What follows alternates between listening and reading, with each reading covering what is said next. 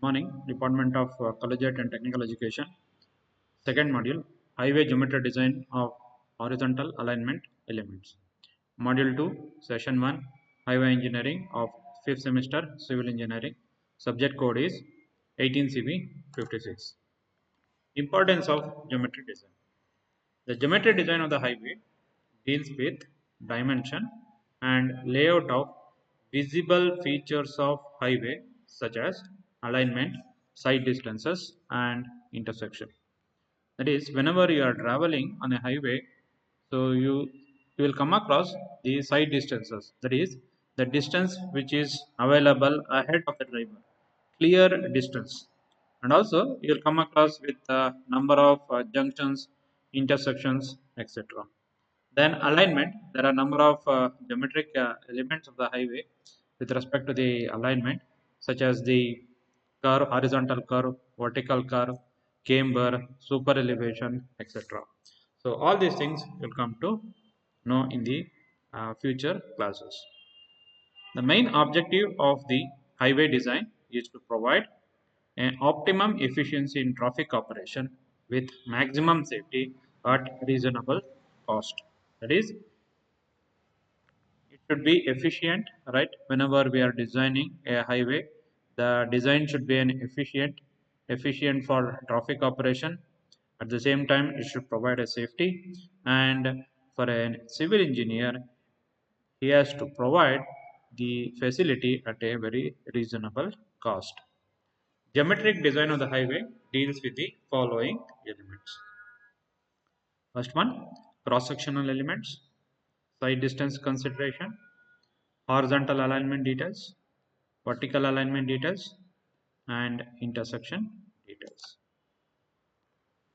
Let's see what are the factors which control the geometric design of the highway. First one is design speed, topography, traffic factors, design hourly volume and capacity, environmental and other factors. So let's discuss one by one all these different geometric factors which control the design of the highway. That is the design speed, topography, traffic factors, design hourly volume and capacity, environmental and other factors. First one, design speed. In India, different speed standards have been assigned for different classes of road. So in the first module, you have understood that there are different categories of highway or the road, such as national highway, state highway, MDR, ODR, and VR. So you cannot travel at the same speed in all these different categories of road. Different classes of vehicles will also be there. We say that Indian traffic is a mixed traffic. That is, there are different types of vehicles such as the bullock carts, two-wheeler, four-wheeler, light commercial vehicles, heavy commercial vehicles, etc. All these vehicles ply on the road. So each vehicle have a different standards, right, with respect to its length, with respect to its weight, height, etc., carrying capacity. So you cannot set the same standard for all these type of a vehicle. So the vehicle design speed depends on the vehicles, right? The different categories of vehicles and also the different classes of road. Design speed may be modified depending upon the terrain conditions. The second important factor in the design speed is you have these different terrain conditions like plain terrain, mountainous terrain, steep terrain, etc. You cannot travel at the same speed. Whatever the speed you travel in the plain terrain, you cannot travel in the same speed in the mountainous terrain or a hilly terrain. So it has to be different because the condition or the terrain, it will not allow you to travel with the same speed. Whatever the speed you travel in the plain terrain, it will not allow to travel in the same speed in case of a mountainous or a hilly terrain or a rolling terrain. So it has to be different. Topography, right? Let's understand what is the meaning of topography and what are the different classification of topography. So based on the country slope or the general slope, we call it. So it is classified into plain terrain. Any terrain which is having a slope of less than 10%, we classify it as a plain terrain. Rolling terrain 10 to 25%, general slope or the country slope of the entire area. Mountainous terrain 25 to 60%. Anything which is greater than 60%, we classify that entire area as a steep terrain. So the design speed is different for these terrains. Just now, as I told you, so you cannot travel in the same speed. Whatever the speed you travel in the plain terrain, you cannot travel in the steep terrain or a mountainous terrain. Let's see what are all the factors which affects the traffic. Okay, so that is traffic factors. Vehicular characteristics and human characteristics of road users. So the length, the width, the height, the load carrying capacity, the different classes of vehicles such as the two-wheeler, four-wheeler, light commercial vehicle, buses, trucks, and also the human characteristics. The human characteristics, the purpose for which a person is traveling, the age of the person, all these factors will going to affect. Different vehicle classes have a different speed and acceleration characteristics, different dimensions and weight. Human factors includes physical, mental, psychological characteristics of driver and pedestrian. So physical characteristics is height, whether he has got a eyesight or not, whether he can able to properly see, the age of the driver. Usually we say that the older people or the aged people have little bit difficulty in driving compared to the youngster or a young people. Mental, right? So that is purpose, his mental status, for what purpose they are traveling. Just to give an example, sometimes few people will travel for the leisure purpose. Sometimes uh, they may go for the work, right? Their mental status will be different. Whenever you are traveling for a work or an office, at that time the mental status is different. Whenever you are traveling for a picnic or a jolly trip, then the mental status will be different. Psychological characteristics. This you are going to learn, right, in the future classes. What are all the psychological factors which are going to affect the traffic or the driver? So this is common to both for driver as well as the pedestrian. Design hourly volume and capacity. Traffic flow fluctuating with time. So whatever the traffic we see in the morning, the same type of a traffic may not be there in the afternoon. Whatever the traffic we see in the afternoon, it may not be there in the evening. Again, in the night, it will going to be different. That is, the traffic flow, it keeps on fluctuation with the time. So usually in the morning you have a very high number of traffic or a huge traffic, whereas in the afternoon, probably after 12 o'clock up to 2 o'clock or 3 o'clock in the midday, you have a less traffic. Again, the traffic will going to pick up in the evening, probably after 5:30 or 6 o'clock up to 8 o'clock or 9 o'clock in the night. Again, after 9 o'clock to probably 11 o'clock or 12 o'clock, it will going to be different. So this hourly volume, it will going to be fluctuate with respect to time. Low value during off-peak hours to the highest value during the peak hours. So usually we say it as a peak hour and a off-peak hour. Peak hour means maximum traffic. Off-peak hour has a less number of traffic. It is uneconomical to design the roadway for the peak traffic flow. So whenever you have this different type of a traffic flow, you cannot decide for the trip for the peak traffic flow because it is uneconomical. Also, you cannot design for a off peak hour also or half peak traffic also. So you have to find a midway between off peak and a peak hour. So that is the design, and that is there exists the importance of the engineer, civil engineer or a highway engineer. Let's see what are all the environmental factors. Aesthetics. So whenever you are designing the road, you need to give importance for the aesthetics, appearance, right? How your alignment looks, how your road looks, etc. Landscaping, right? If there is any variations, right? The difference in the level, air pollution. So this also affects the your alignment, okay, and also the design. Noise pollution. So whenever you are traveling, right, it definitely creates a noise pollution, and also there may be some industries, right, in the nearby areas, or if there is an industrial area, all these factors will going to affect your design speed as well as the alignment. Pavement surface characteristics. So let's see what are all the different surface characteristics of the pavement. Usually whether it may be a concrete pavement or a flexible pavement. Availability of the material. So the first important thing is the availability.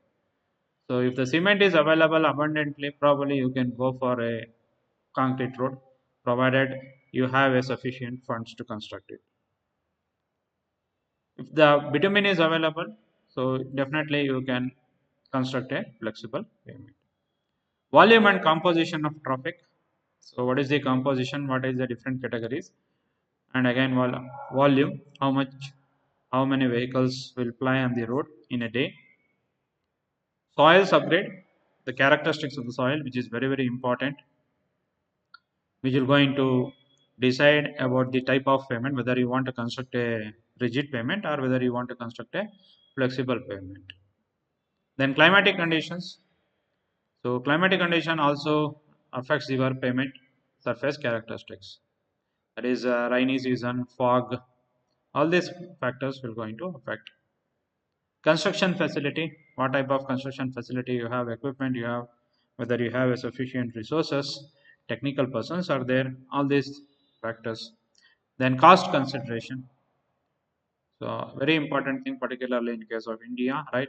You have a shortage of fund. So for that, you need to design economically. So for that, whenever if any project is started, the first thing the people will going to ask is what is the cost. So cost is a very important consideration. The important surface characteristics, friction. So whenever you construct a pavement, the important surface characteristics which affects the your traffic movement is friction, pavement unevenness, light reflecting characteristics, drainage of surface water.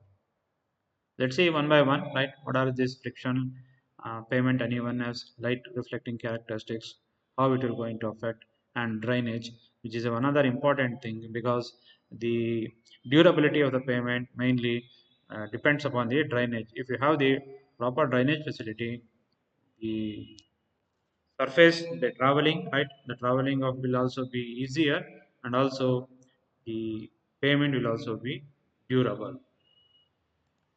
Let's see what is friction.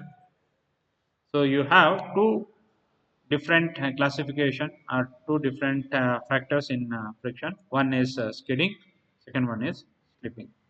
So what is skidding? Skidding of a vehicle, that is the vehicle when the path traveled along the road surface is more than the circumferential movement of the wheels due to their rotation. So obviously the vehicles will be rotating and there will be a movement.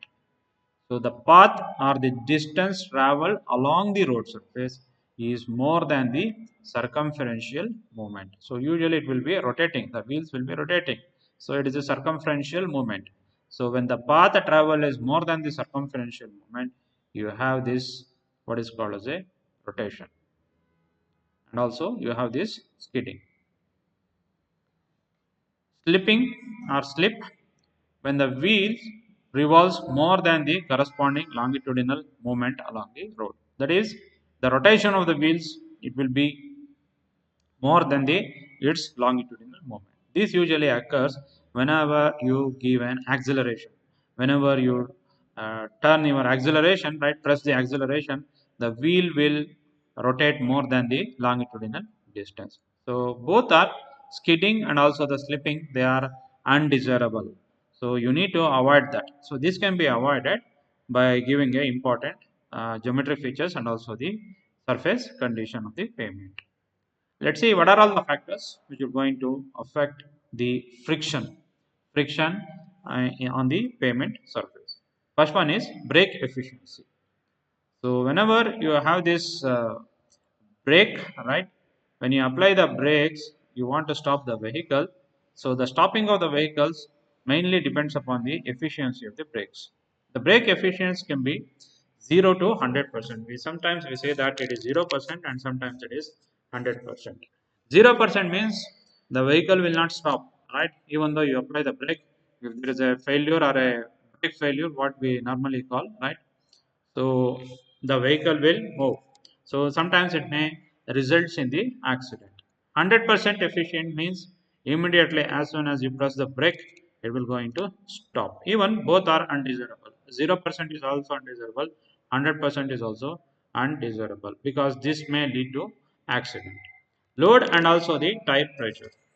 So the empty vehicles and the loaded truck. So both the loading condition, the weight which is carried by the vehicle, and also the tire pressure. So that's why we need to keep the tire pressure, right. Periodically, we need to check the pressure of the tire, and we need to keep the standard tire pressure. Different vehicles have got the, depending upon their sizes, uh, it will have, you need to have a tire pressure. Just to give an example, the car you will be keeping the different tire pressure. For a bus, you are keeping the different tire pressure, and also for the two-wheeler, right, you will be keeping a different tire pressure. Temperature of the tire and the pavement. So obviously, right, in the different seasons like summer, winter, and also the rainy season, the pavement will be having a different temperature. Usually at the summer, the pavement will be very hot. The temperature of the pavement will also be more, probably more than 40 degree, 50 degree, or 60 degrees centigrade, depending upon the location. And also the temperature of the tire. Usually, the temperature of the tire also increases because of the friction, and also for due to the continuous movement of the vehicles. Usually, it may travel for about 200 kilometer, 300 kilometer continuously, right? So obviously, there will be a friction between the tire and also the pavement. Then the temperature of the tire also increases. Then smooth and worn-out tires offers higher friction factor on dry pavement, but new tire with good treads gives higher friction factor on wet pavements. So you have the two types of tires. One is the worn-out tire and also the new tire are a treaded tires. The worn-out tires usually they are not recommended. Usually it may leads to skidding of the vehicles, and also the treads of the vehicle should be proper. Probably you might have seen, right, the treading. I think in the next figure I will be showing that tread, and also the when I explain the concept of hydroplaning. Next, IRC recommended a longitudinal coefficient friction varies from 0.35 to zero point 0.4, and a lateral coefficient friction of 0.15.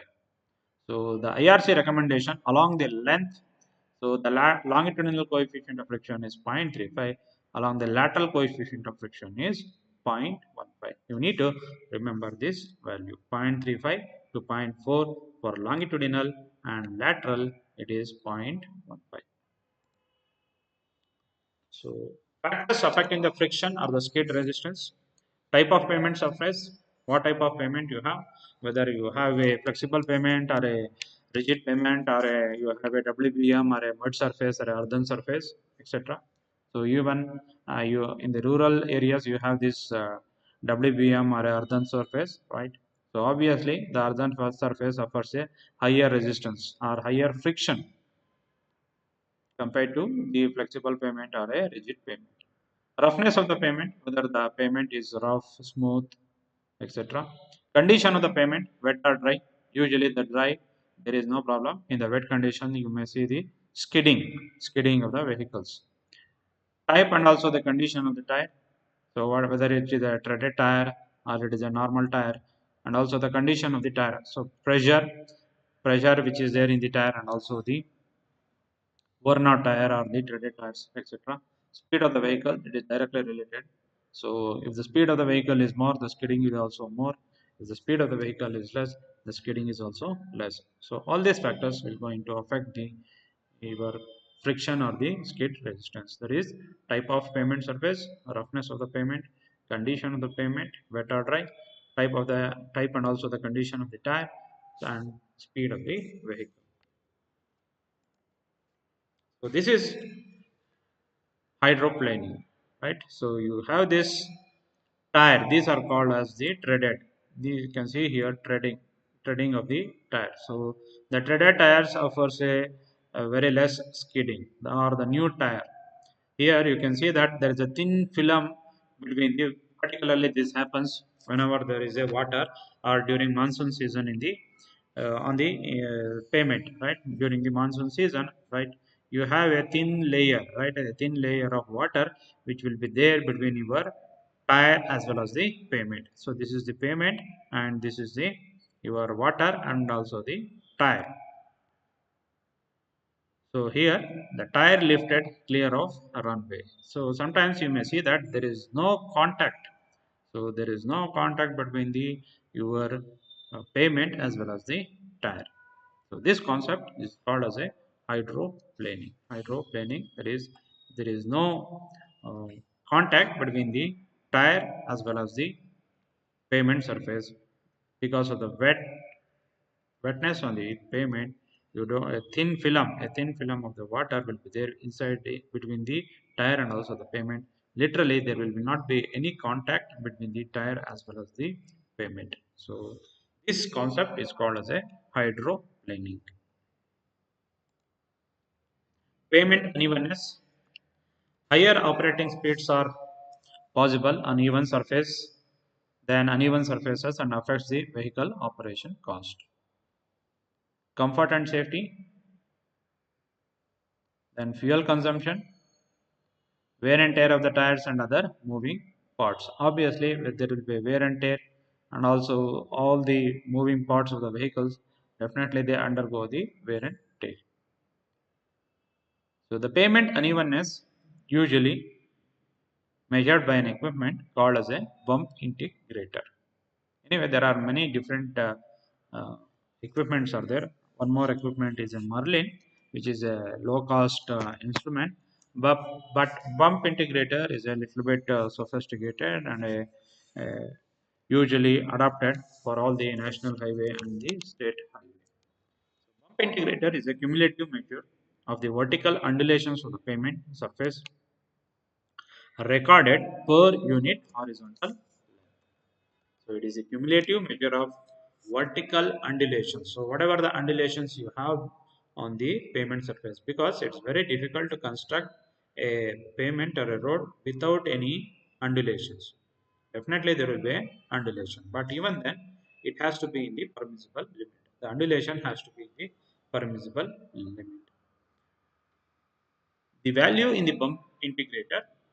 So it is a trailer vehicle mounted, right? You need to take that bump integrator at some design speed, that is 30 kilometer per hour. You need to run that vehicle on the newly constructed pavement.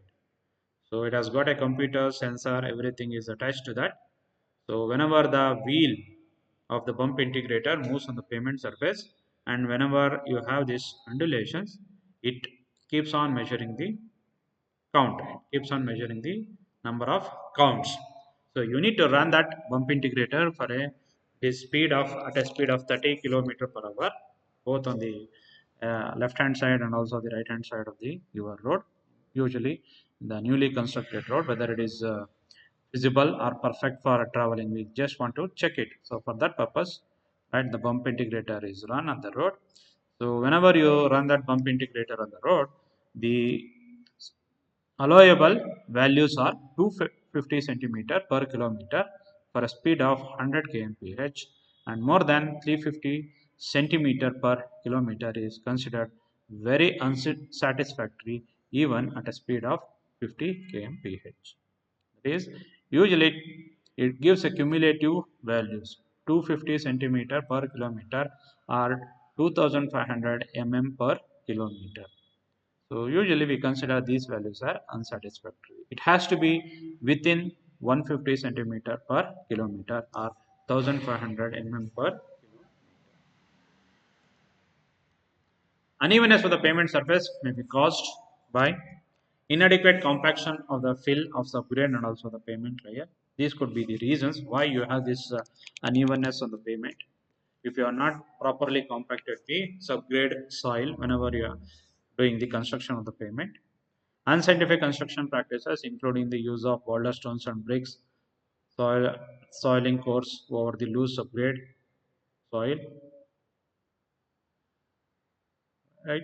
Use of inferior pavement materials. If the material itself is not having a good quality, is not meeting the standards and specifications set by IRC or MORTH, then obviously you have these undulations on the pavement surface. Improper surface and subsurface drainage. This is very, very important. That is, you need to, all along the road, you need to provide a proper surface drainage system and also the subsurface drainage system. So only then your payment will be good. Otherwise, you can see the undulations or the unevenness of the payment surface. Improper construction machinery, faulty machineries or the equipment you are used, uh, unskilled labors, all this will lead to the unevenness. Poor maintenance. Also, it is very, very important that not only to construct the payment, it is very equally important to that you need to maintain a payment for a certain number of years. So only then you can avoid this unevenness. Only then you can make your payment a good rideable one. Otherwise, definitely it becomes a discomfort for the vehicles which are moving on the pavement surface or on the road. So this is a bump integrator, right? So here you can see the wheel. So this is called the trailer, right? So it is trailer. Usually it is attached to a one vehicle. Usually it is attached to a Jeep or a Tata Sumo, right? So this will be driven at a speed of 30 kmph. So you have this road. So this vehicle will be so inside this. Tata Sumo or a Jeep, you have this computer screen, sensors, everything is attached, programmable, right? So it is run at a speed of 30 kmph on the left hand side of the road. Then this gives the cumulative values whenever there is a undulations or unevenness on the pavement surface, right?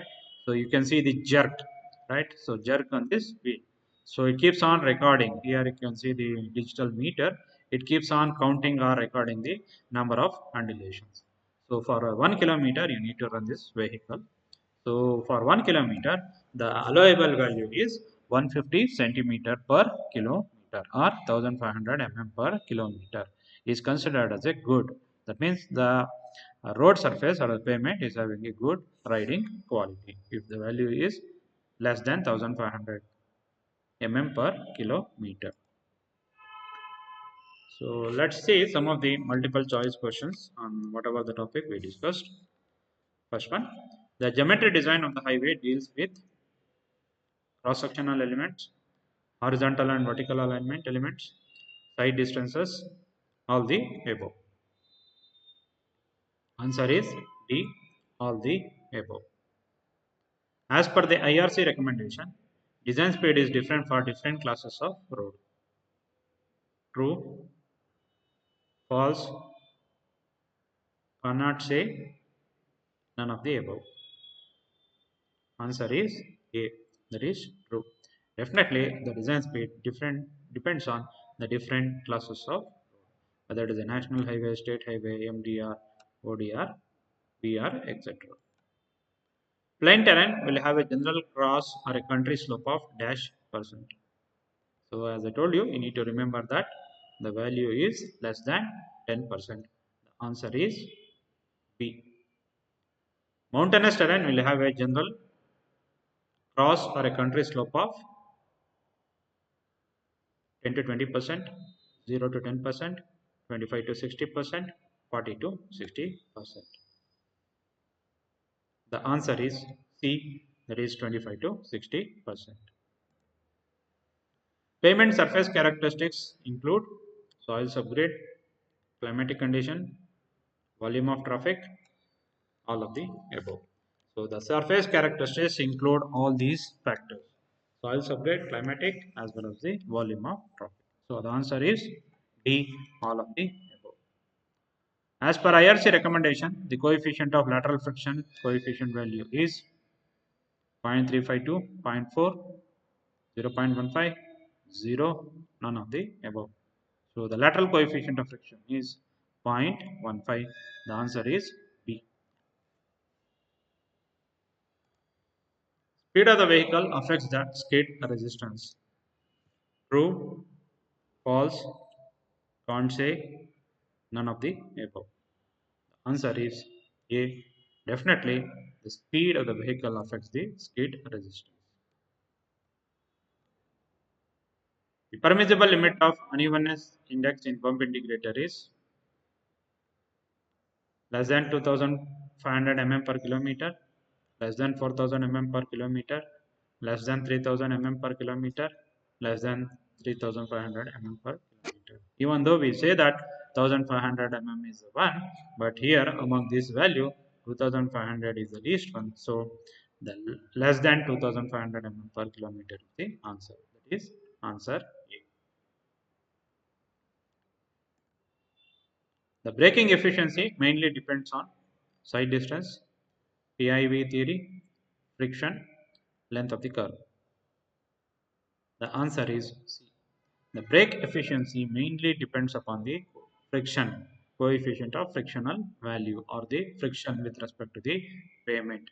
So the answer is C.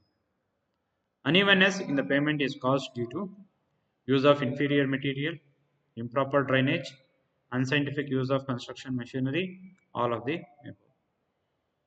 So the answer is D, all of the above. That is, use of inferior material, improper drainage, and also the unscientific machinery, use of construction machinery causes the unevenness in the pavement surface. Thank you.